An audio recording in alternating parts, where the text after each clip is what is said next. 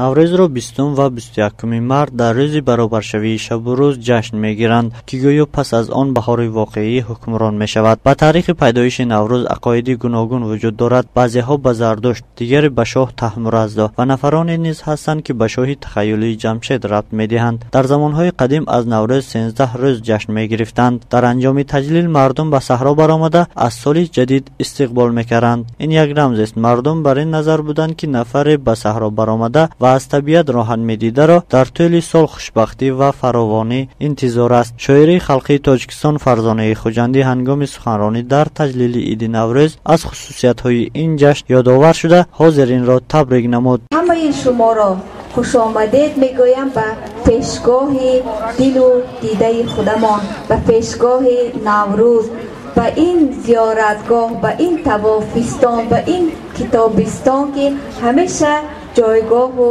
тахтгоҳу тавофгоҳи ҷовидони шумо бошад.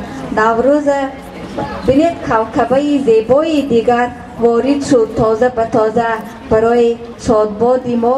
ректори донишгоҳи давлатии Хуҷанд ба номи академик Бобоҷон Ғафуров дар ҷашни Наврӯз кормандони китобхонаи донишгоҳи мазкурро барои фаъолияти пурсамар бо сипосному ва тӯҳфаҳо қадрдонӣ намуд.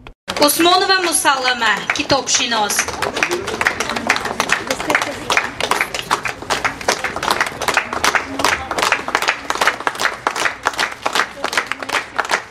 нахуст бобои деҳқон интизориҳояшро аз фасли нави баҳор гуфт. сипас маросими шеъру сурудхонӣ, оро додани дастурхон ва тайёр намудани хӯроки идонии суманак баргузор гардид. омода кардани суманак дар ҷашни Наврӯз маросими хос аст. бояд гуфт, ки суманакро аз сабзаи гандум, орд ва равған омода месозанд.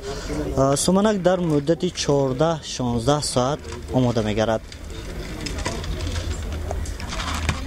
шабона кормандони донишгоҳ гирди деги суманак ҷамъ омада бо хондани суруди идона ва рақсу бозӣ Наврӯзро таҷлил намуданд. من البته فخر میکنم که در خاطر اون دوستایی که امروز من در گردی همین دیگه سومنک سرجم هستند و نیت‌های نیکشون میگویند و البته همه پیش از همه نیتش این است که همین تاجیکستان ما آباد باشد، کشوری ما فضایش صاف و بی‌غبار باشد، فقط در خاندان هر یک ما توی خرسندی باشد.